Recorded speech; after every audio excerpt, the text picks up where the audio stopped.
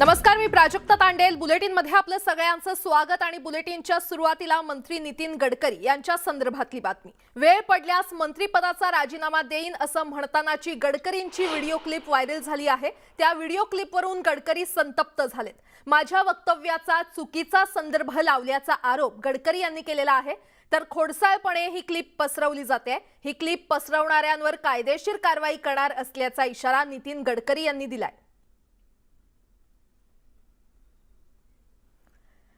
नितीन गडकरी यांनी आपल्या ट्विटमध्ये नेमकं काय म्हटलंय आपण पाहूयात. काही जणांकडून राजकीय फायद्यासाठी पुन्हा माझ्या विरोधात चुकीच्या बातम्या पसरवल्या जात आहेत. अशा प्रकारांनी मला काही फरक पडत नाही, पण या प्रकारामुळे संबंधितांना ताकीद देण्यात येते की सरकार, पक्ष आणि लाखो कार्यकर्त्यांच्या हितासाठी मी कायदेशीर कारवाई करण्यास मागे पुढे पाहणार नाही, असं ट्विट मंत्री नितीन गडकरी यांनी केलेलं आहे. दरम्यान केंद्रीय मंत्री गडकरी यांनी नेमकं काय म्हटलं होतं ते ऐकूयात. तो हमारे मुख्यमंत्री जो थे मनोहर जोशी, वो मुझे कहते थे कि नितिन, ये कैसी स्थिति है, ये मेरघाट में 450 गांव है, एक भी गांव में रास्ता नहीं है, ये लोगों का कैसे होगा. तो फिर वो बार बार, मैं भी पीडब्ल्यू मिनिस्टर था, मीटिंग करवाता था, और फॉरेस्ट एंड एनवायरनमेंट के चीफ कॉन्जर्वेटर ऑफ फॉरेस्ट आते थे. ये सब काम आपने रोक दिया फॉरेस्ट एनवायरनमेंट एक्ट के आधार पर. आपको इसका कुछ भी नहीं लगता आपको? तो चीफ कॉन्जर्वेटर ऑफ फॉरेस्ट ने कहा कि sir, I am very sorry, पर मुझे आपको जवाब देना है तो यही है कि I am helpless, I can not do anything. तो मनोहर जोशी जी आगतिक हो गया.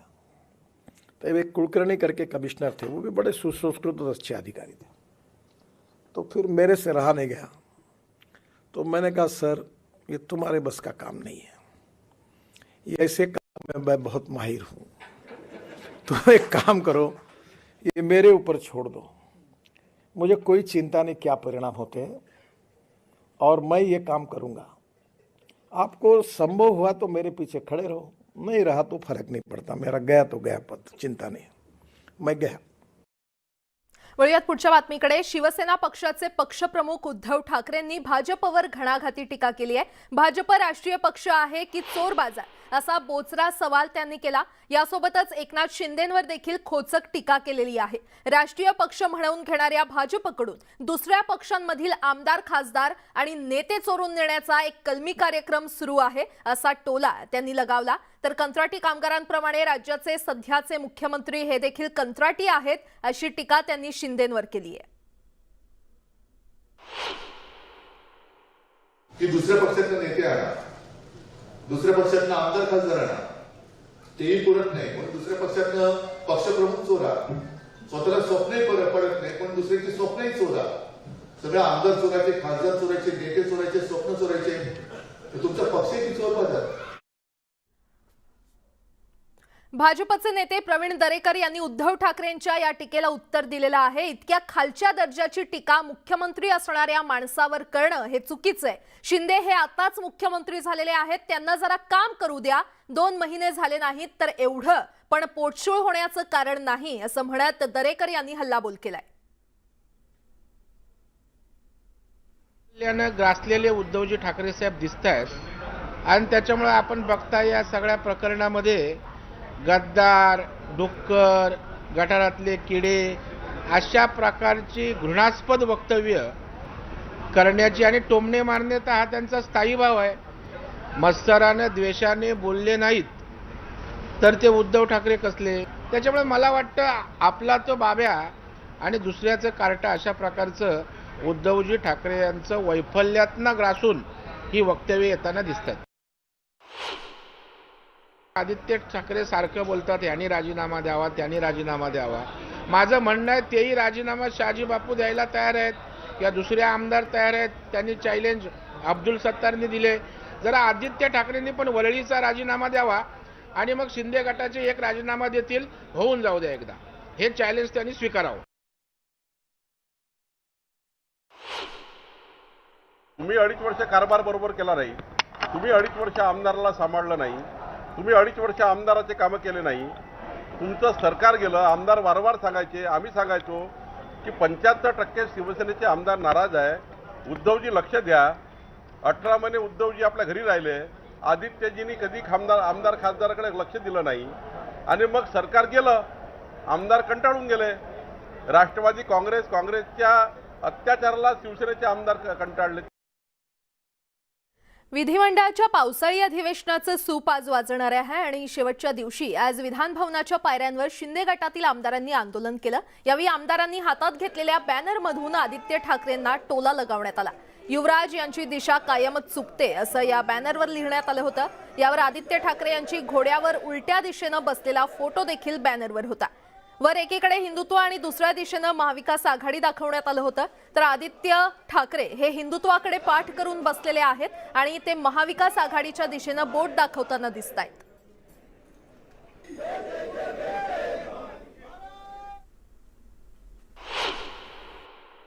आता आम्ही सगळे मेसेज सांगायचे, आम्ही तुम्हाला लिहून दिलेलं होतं ना, तो मेसेज वाचायचा आणि पुढे काय करायचं ते ते तुम्ही बघितलं असेल ते लिहा. वस्तुस्थिती आहे का काय आहे ते, खरं असलं तर खरं लिहा, खोटं असलं तर खोटं लिहा. आम्ही काय तुम्हाला सांगत नाही, पण जी वस्तुस्थिती होती ती आम्ही मांडायचा प्रयत्न केलेला आहे, ते तुम्ही दाखवा.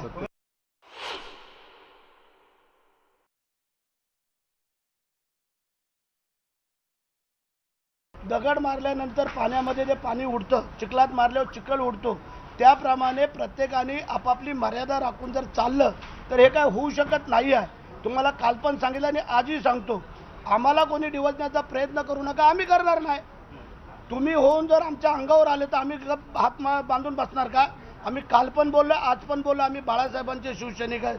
बाळासाहेबांनी सांगितलंय रडायचं नाही, लढायचं, आणि त्याप्रमाणे आम्ही लढतोय.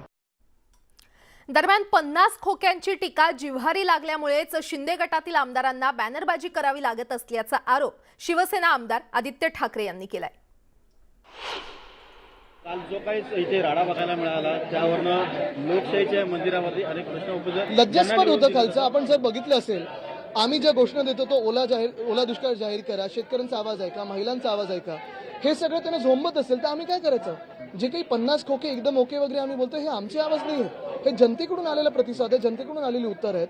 ह्या जनतेला ह्या 40 गद्दारांनी उत्तर देणं हे त्यांचं कर्तव्य आहे. धक्काबुक्की करणं, आपण बघताय गुंडागर्दीची भाषा होते, कुठे काही कॉन्ट्रॅक्टरला मारलं जाते, धोपटलं जाते, कोण काय करतंय, हे काही लोकशाहीसाठी चांगली चिन्ह नाही आहे. व्हिडिओ जर्नलिस्ट प्रवीण शेट्टी, उदय जाधव, न्यूज 18 लोकमत, मुंबई. राज्यातील सत्ता संघर्षाची सुनावणी ही पुन्हा एकदा पुढे ढकलण्यात आलेली आहे. सत्ता संघर्षावर आता 29 ऑगस्टला पुढील सुनावणी होणार आहे. नव्या सरन्यायाधीशांसमोर आता पुढील सुनावणी होणार आहे. आतापर्यंत 5 वेळा ही सुनावणी पुढे ढकलण्यात आलेली आहे. ठाणे, कोपरी, कापूरबावडी यामध्ये ऑर्केस्ट्रावर सन 2020मध्ये 53, 514 आरोपी, 2021मध्ये 130, 2111 आरोपी कारवाई करण्यात आले आहेत. जून 2022 अखेर डान्स बारवरील कारवाईचे 85 गुन्हे दाखल असून 1605 आरोपींवर कारवाई करण्यात आली. या संदर्भाने 2021 अखेर 59 गुन्हे दाखल झालेले आहेत. आणि 9/8/2022 रोजी झी 24 तास या वृत्तवाहिनीवर ऑपरेशन डान्सबार या नावाखाली ठाण्यातील डान्सबारचे स्टिंग ऑपरेशन करून प्रसारित करण्यात येऊन त्यामध्ये ठाण्यातील Talaopali, Kapurbawdi, antique palace, Amrapali dance कथा वगैरेची बातमी प्रसारित केली होती. सदर बातमीच्या अनुषंगाने तपासणी केली असता सदर परिसरामध्ये बार बंद असल्याचे आढळून आले दादा, आणि बारमध्ये काही आक्षेपार्ह आढळून आले नाही. सदरची बातमी नक्की कोणत्या तारखेची व कोणत्या आस्थापनेची आहे समजून येत नसून नमूद बार आणि त्याचं रेस्टॉरंट विविध वेळेस बंद करण्यात येतात. तसंच यावेळेस म्हणजे ते बातमी कुठून आली माहीत नाही, पण आपणच त्यामध्ये म्हटलेलं आहे की हे 2021ची ती बातमी आहे. त्यामुळे तेव्हा आम्ही नव्हतो तिकडे 21मध्ये, तेव्हा बरोबर ना, 2021मध्ये आपणच होता तिकडे.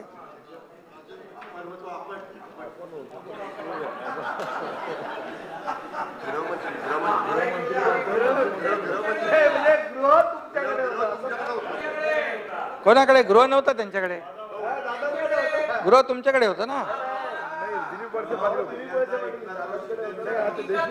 हा पहिले ना, तेव्हा मी तुम्हाला बोललो होतो एकदा, तुम्हाला सांगितलं होतं मी ना एकदा, आणि तुम्ही तेव्हा दखल घेतली असती तर ते आता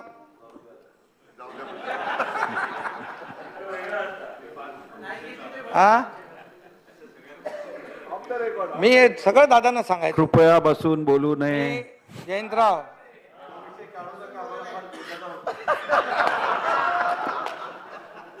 बघा मी कधी आपल्याला माहिती आहे प्रत्येक गोष्ट, तेव्हा जयंतराव पण होते, तत्कालीन मुख्यमंत्री होते आणि आपण सगळे होतो, बाळासाहेब थोरात पण होते.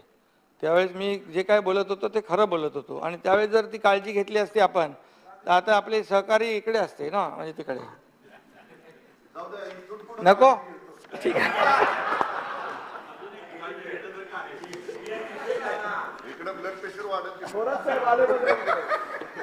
आणि याच्यामध्ये तर सांगण्याचा उद्देश एवढाच की आता आम्हाला दादा तुम्ही एवढा क्राईम रेट आणि ते सगळं वाढलेलं आहे, गुन्हेगारी वाढलेली आहे, दाखले दिलेले आहेत, त्याच्यामध्ये म्हणजे माझा सांगण्याचा उद्देश एवढाच आहे की ठाण्यातले डान्स बार सगळे म्हणजे जे बंद आहेत ते पूर्वीचं ते व्हिडिओ क्लिप दाखवत होते, आणि यांना माहीत आहे, आव्हाड आपले जितेंद्र आव्हाड साहेब आहेत, त्यांना माहीत आहे ते तिकडे. अरे मी काय तुमच्याबद्दल वाईट बोलत नाहीये, तुम्ही जाता म्हणून नाही सांगत मी बघायला.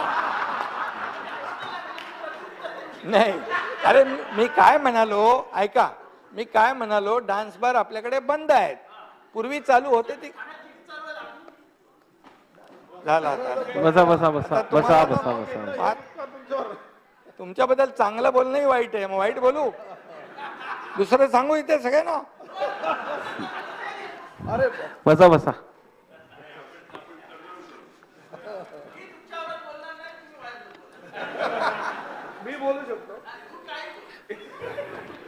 गुन्हेगारीमध्ये जी काही वाढ, यामध्ये कृपया बसून बोलू नका. अंमली पदार्थाचं जे आपण हे केलंय दादा, त्याच्यामध्ये आपल्याला मी सांगतो, आमच्या या 2 महिन्याच्या ह्याच्यामध्ये जवळपास 6,645 गुन्हे दाखल झाले जून 2022 अखेरपर्यंत, आणि त्यामध्ये गांजा 747 गुन्हे, हेरोईन 31 गुन्हे, चरस 21 गुन्हे, अफू 21 गुन्हे, कोकेन 18 गुन्हे, MD 145 गुन्हे, आणि जवळपास एक मोठी कारवाई जी केली 1400 कोटींची मुंबईमध्ये, MD पकडला 1400 कोटी.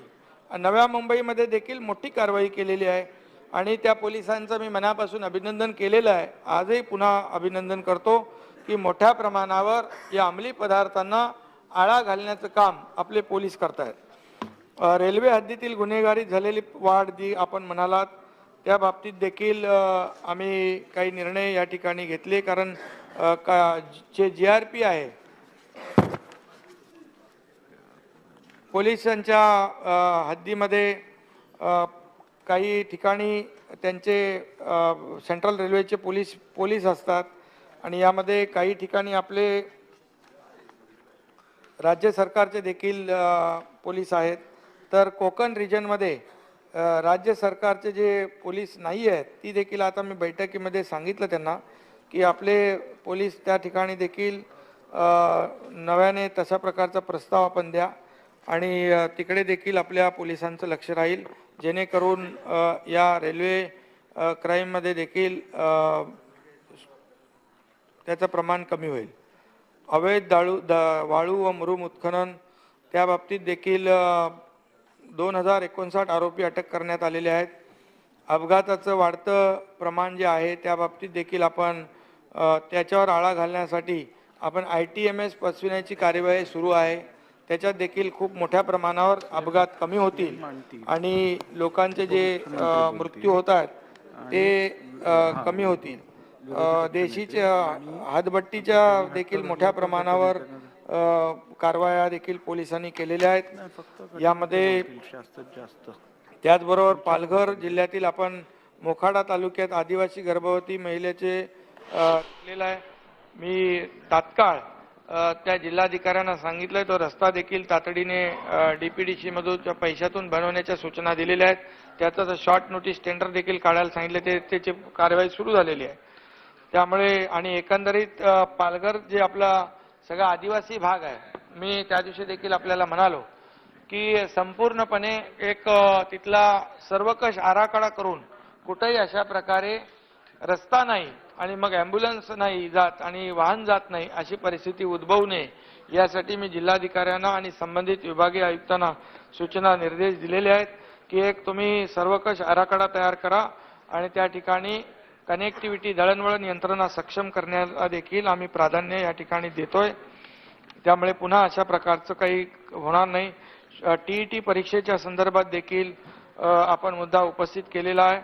तर यामध्ये सायबर पोलीस ठाणे पुणे शहर या ठिकाणी गुन्हा दाखल केलेला आहे. 2016-12-2021 रोजी सुशील दादाराव खोडवेकर तत्कालीन उपसचिव आस्थापना शिक्षण विभाग याला अटक करण्यात आलेली आहे. 24/4/22 रोजी न्यायालयाने त्यांना जामीन मंजूर केला. आरोपी विरुद्ध न्यायालयात दोषारोपपत्र दाखल करण्यात आलेलं आहे. पुढील चौकशी देखील या ठिकाणी सुरू आहे. त्याचबरोबर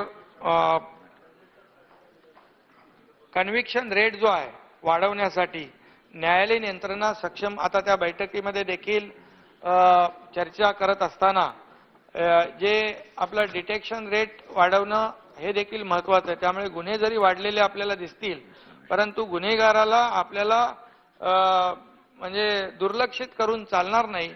म्हणून आला माणूस की त्याचा FIR लॉन्च करणं, त्याचा गुन्हा दाखल करून घेणं हे जर केलं तरच हे गुन्ह्याचा क्राईम रेट जो आहे पुढे कमी होऊ शकतो आणि त्याच्यापुढे कन्व्हिक्शन रेट जो आहे तो देखील आपल्याला वाढवायचा असेल तर त्यासाठी न्यायालयीन यंत्रणा सक्षम करणे आवश्यक आहे. न्यायालयांची संख्या वाढवणे, रिक्त पदांची भरती करणे तसेच त्यांना आवश्यक त्या सुविधा पुरवणे या बाबींना देखील आपल्याला प्राधान्य देण्याची आवश्यकता आहे. राज्य शासनाच्या एकूण अर्थसंकल्पाच्या आम्ही परवा चीफ जस्टिस आणि काही जजेसच्या बरोबर 15 ऑगस्टला झेंडावंदनच्या दिवशी एकत्र ते होते सगळे. त्यांनी देखील या चर्चेमध्ये अनेक लोकांचे मुद्दे होते की ही आपली या न्यायालयीन यंत्रणा जी आहे ही सक्षम करण्याची आवश्यकता आहे. जर पेंडन्सी कमी करायची असेल केसेसच्या तर यामध्ये आपल्याला त्यांना जे काही आवश्यक बाबी आहेत त्या करण्याची गरज आहे. आणि म्हणून राज्य शासनाच्या एकूण अर्थसंकल्पाचे 1% खर्च न्यायालयावर खर्च व्हावा असा एक संकेत आहे. आणि म्हणून आम्ही अशा पद्धतीने नियोजन करून यंत्रणा अधिक वेगवान करू. यामुळे गुन्ह्यांचा निकाल वेगाने लागून गुन्ह्यांना देखील पायबंद बसेल अशा प्रकारचं मला वाटतं. पॉईंट आता 7.5 आपण करतोय, 0.25 आणखी त्याच्यामध्ये वाढ झाली तर त्याच्यावर खूप मोठ्या प्रमाणावर इन्फ्रास्ट्रक्चर, कोर्ट, जजेस आणि जी काही इन्फ्रास्ट्रक्चरवर लागणारी जी काही जो खर्च आहे, मॅनपॉवर आहे हे वाढवण्याला मदत होईल आणि गुन्हेगारी आणि त्याला ज्या केसेस कोर्टात पेंडिंग आहेत त्या निकाली निघतील, पेंडन्सी कमी होऊन जाईल. यासाठी देखील आपण हा सरकार निर्णय घेतोय. याचबरोबर गृह विभागाच्या एक मिनिट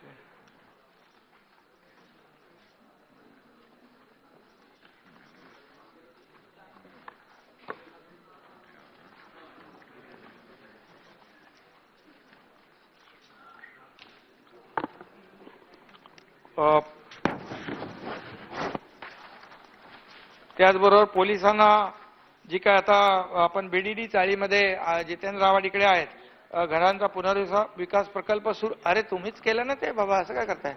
BDDचा पोलिसांचा तो पुनर्विकासाचा सुरू आहे ना. मी चांगलं बोलतोय बाबा, असं काय. यामध्ये 1/1/2011 पूर्वीच्या पोलिसांच्या घरांचा प्रश्न आहे. ही 2200 घरं मालकी तत्वावर द्यायचा विषय आहे ना, मालकी तत्वावर 2200 घरा पोलिसांना. पण त्यांची किंमत आता पोलिसांना परवडणारी नाही. म्हणजे 50 लाख, मग नंतर 25 लाख आपण आले होतो ना. तर या घरांची किंमत कमी करून आता प्रत्येक सदनिका ही फक्त 15 लाख रुपयामध्ये आपण त्यांना देण्याचा निर्णय या ठिकाणी घेतो.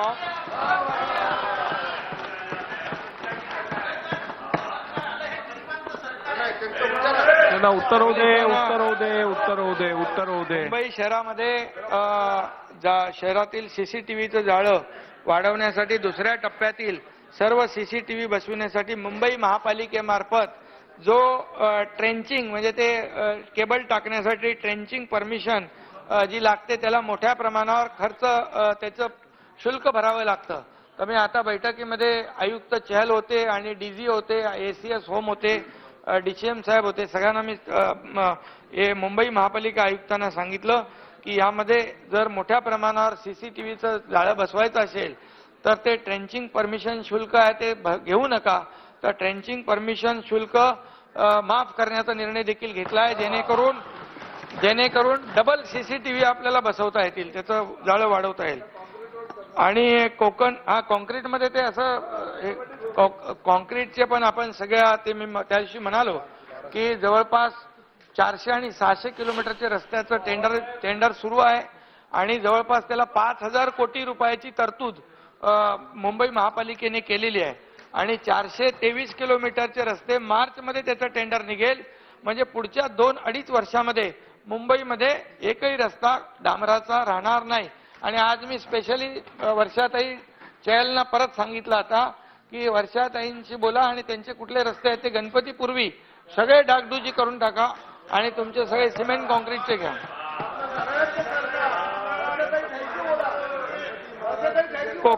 कोकण रेल्वेसाठी जीआरपी युनिट निर्माण करण्यात येईल, ते देखील मगाशी म्हणालो. यामध्ये निवासस्थानाची जी आपली संख्या आहे, राज्यात पोलिसांची संख्या 2,43,000 आहे आणि जवळपास 82,000 अधिक त्याच्यापेक्षा जास्तीचे स्टाफ क्वार्टर जी आहेत, सर्व्हिस क्वार्टरची आवश्यकता आहे निवासस्थानांची. तर आम्ही असं केलेलं आहे दादा, एक बैठक घेतली आम्ही, डीसीएम साहेब, मी, एसीएस आणि सगळे पोलीस हाऊसिंग डिपार्टमेंट त्यांचं सगळे होते लोक. मी तर स्वतः बोरिवलीच्या एका इमारतमध्ये पोलिसांच्या ती सज्जा पडला, स्लॅब काढला, तिथे गेलो होतो मी. तिथली परिस्थिती बघितल्यानंतर अतिशय वाईट परिस्थिती होती. जे किचनमध्ये अशी छत्री उघडून ठेवलेली, म्हणजे वरून काय किटाळ पडू नये, सिमेंट पडू नये म्हणून परिस्थिती वाईट होती. आणि त्यामुळे मी तात्काळ बैठक घेतली. या बैठकीमध्ये मी सांगितलं तुम्हाला जर 70% तरी घरं जी आहेत, म्हणजे एक समाधानकारक रेशो आहे, 70% म्हणजे 2,43,000 पोलीस आपले असले तरी सुद्धा त्यापैकी 70% लोकांना आपण घरं तयार करून दिली तर बऱ्यापैकी, कारण काही लोक स्वतःच्या फ्लॅटमध्ये राहत असतात.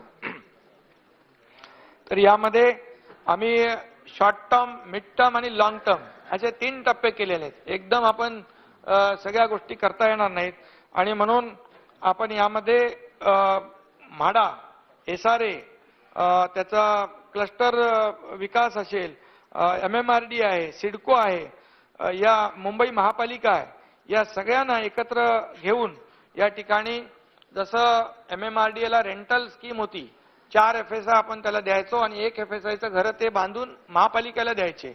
अर्धे म्हणजे PAP साठी जेव्हा आपल्या रस्ता रुंदीकरणाचे बाधित होत होते त्यांना देऊ शकतो, नाला रुंदीकरण असेल, धोकादायक इमारत झाली त्याला देत असो.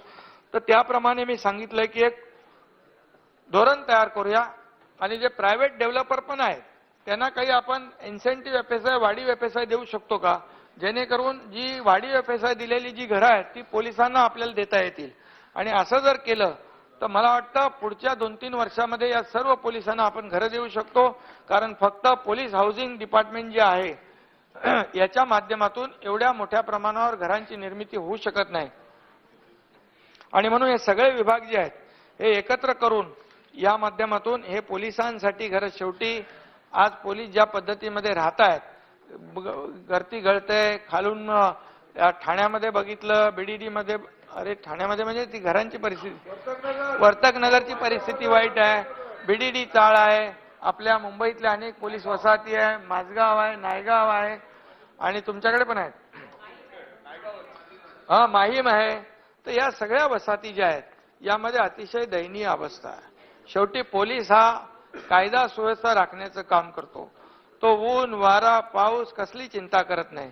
सण वार असू द्या, काही असू द्या, पोलीस आपल्या रस्त्यावर असतो. कोविड झाला ते नाकाबंदीला, तो किती पोलिसांना कोविड झाले, किती पोलिसांचा मृत्यू झाला कोविडमध्ये. म्हणजे कायदा सुव्यवस्था राखण्याचं काम त्यांचं असतं. गणपती, नवरात्री, शिवजयंती, मोहर्रम, सगळ्या दिवाळी, सगळ्या कार्यक्रमाला, ईद, सगळ्याच कार्यक्रमामध्ये पोलीस हा आपल्या सगळ्या कुटुंबापासून त्याला रस्त्यावर उतरून आपले कायदा सुव्यवस्था राखण्याचं काम करत असतो आणि म्हणून यासाठी पोलिसाला त्याचा चांगला निवारा असला पाहिजे, त्याचं कुटुंबाची चिंता त्याला ड्युटी करताना असता कामा नये. यासाठी हे शासन जे आहे या पोलिसांसाठी मोठ्या प्रमाणावर घरांची निर्मिती करण्याचा कार्यक्रम हाती सरकारने घेतलेला आहे आणि म्हणून या सगळ्या एजन्सीला एकत्र घेऊन आपण हे जे काही टार्गेट आहे पोलिसांना आवश्यक जेवढी घरं आहेत ही घरं देण्याचा निर्णय आपण घेतलाय आणि तो नक्कीच यामध्ये सगळ्यांना घेतल्यामुळे ती आपलं टार्गेट अचीव होईल. एवढंच या प्रसंगी मी आपल्याला सांगू इच्छितो आणि बाकी ते सगळं आपल्या काळातलं आहे. आता 2च महिने आम्हाला झालेले आहेत. आता त्याच्यामध्ये खूप आपल्याला नको बोलत नाही ते.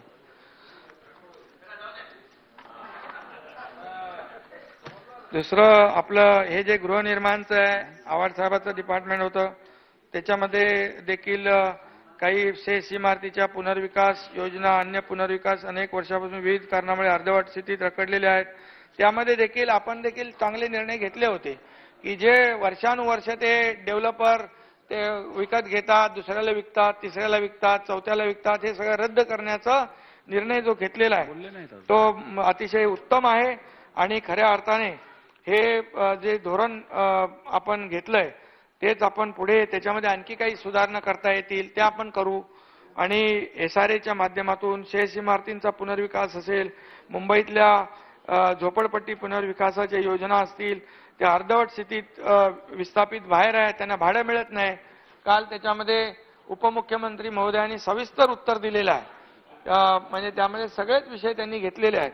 त्यामुळे मला वाटतं त्याच्यामध्ये आणखी जास्त विस्तृतपणे बोलण्याची आवश्यकता नाही. कारण आपण शासनाचं धोरणच आहे की कुठल्याही परिस्थितीमध्ये जे लोक बाहेर आहेत त्यांना लवकरच त्यांचं हक्काचं घर मिळालं पाहिजे अशा प्रकारचं धोरण गृहनिर्माण विभागाचं आहे आणि त्यामध्ये ज्या काही अटी शर्ती त्रुटी असतील त्या जसं आपण SRA मध्ये देखील आपण काही गोष्टी काढून टाकल्या, काही नियम आपण शिथिल केले, तसंच या पुनर्विकासामध्ये देखील आपण जेव्हा तुम्ही मंत्री होतात, मी नगरविकास मंत्री होतो, तेव्हा तुम्हाला जे काही नगरविकासकडून जी मदत पाहिजे ती दिली ना तुम्हाला, तुम्ही तर 1 मिनिट पण मी लावले नाही. फाईल आल्या सही करावी, बरोबर ना. मग 3311 असेल, 33 काय 33/9, 33/5 आणि हे सगळं जे आहे ते आपण केलं. म्हणजे तुम्हाला माहित आहे मी कधी फाईल थांबवत नाही. 3324 तुमचा एक विषय होता. त्याचबरोबर ज्या अजय म्हाडाच्या इमारती होत्या त्यांच्यासाठी देखील आपण नियम बदलला. दुसरी गोष्ट पुनर्विकास जे थांबलेल्या आहेत काही इमारती, ज्या सोसायटी बनवून ज्या इमारती केल्या सोसायटी करून, परंतु जो प्रीमियमचा जो त्यांना भुर्दंड पडतो, प्रीमियम त्यांना परवडत नाही, त्यामुळे तो पुनर्विकास होत नाही आणि मग त्या इमारती देखील धोकादायक होतात आणि म्हणून त्यावर देखील आपण निर्णय घेतोय ते प्रीमियमचं जे रक्कम आहे ती कमी करण्याचा. त्यामुळे नक्की याच्यामध्ये देखील त्या पुनर्विकासामध्ये आलेला जो काय अडथळा आहे तो दूर होईल आणि पुनर्विकास योजना जी आहे ती मोठ्या प्रमाणावर गती त्याला मिळेल. या आरोग्य विभागाचे देखील काही प्रश्न या ठिकाणी जास्ती नाहीत, ते थोडेच आहेत. त्यामध्ये कोविडचा आता कमी होतोय. मंकी पॉक्स आपल्याकडे नाही आहे दादा. झिका व्हायरसचे 1-2 पेशंट आहेत. ह्याचे जे आहेत आपले स्वाईन फ्लूचे जास्ती आहे. मी आता बैठकीत त्यांना सांगितलेलं आहे मोठा ड्राईव्ह घ्या. त्यामध्ये 72 स्वाईन फ्लू पेशंटचा मृत्यू झालेला आहे. तर यामध्ये देखील मी सूचना दिलेल्या आहेत आणि कुठल्याही परिस्थितीमध्ये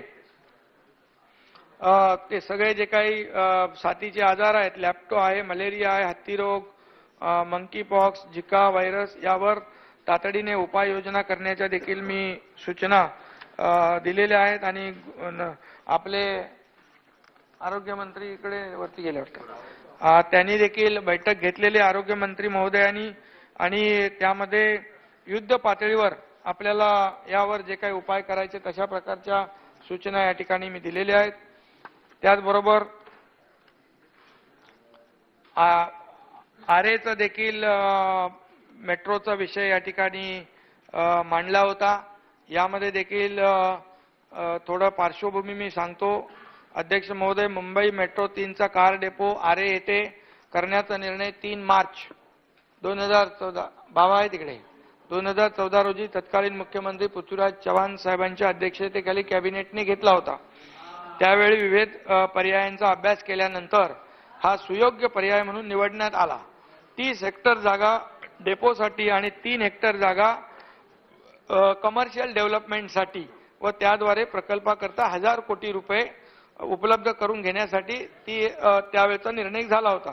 सन 2015 मध्ये या संदर्भात आंदोलन सुरू झाल्यानंतर तत्कालीन मुख्यमंत्री देवेंद्र फडणवीस साहेबांनी या जागेवर तात्पुरती स्थगिती दिली होती व मदान समिती नेमून यावर पर्याय काय हे शोधण्याचं सुचवलं. मदान समितीने त्यावेळी कांजूरमार्ग येथे डेपो करण्यात यावा, तथापि त्या जागेवर माननीय उच्च न्यायालयाची स्थगिती असल्याने ती उठवून घेण्यासाठी 3 महिन्यांचा कालावधी दिला होता. त्या कालावधीत स्थगिती उठली नाही तर मात्र आरे येथे 25 हेक्टर जमिनीत कार डेपो करण्याचा व 5 हेक्टरचा हरित पट्टा टिकवून ठेवण्याचा दुसरा पर्याय दिला होता. शासनाने प्रयत्न केले परंतु कांजूरमार्ग जमिनीवरील काही स्थगिती उठली नाही आणि म्हणून डिसेंबर 2016 मध्ये शासनाने आरे येथील स्थगिती उठवली व मदान समितीने सुचवलेला सुधारित पर्याय स्वीकारण्यास अनुमती दिली. त्यानंतर नोव्हेंबर 2017 मध्ये आरे येथील जागेची कार डेपो आणि त्याच्याशी निगडीत उपभोगांसाठी म्हणून डीपी रिझर्वेशन कायम करण्यात आले. 3 हेक्टरची जागा जी वाणिज्य विकासासाठी 2014 मध्ये दिली होती ती वगळण्यात आली. दादा, आरे येथील कार डेपोची जागा ही जोगेश्वरी विक्रोळी लिंक रोडला लागून असून त्याच्या तिन्ही बाजूनी वाहतुकीचे वर्दळीचे रस्ते आहेत. म्हणजे हा आरे डेपो जो आहे कोर एरियामध्ये नाही आहे, कोर फॉरेस्ट मध्ये नाही आहे, तिन्ही बाजूला रस्ते आहेत. आणि आरेमध्ये एकूण 1285 हेक्टर जमीन आहे.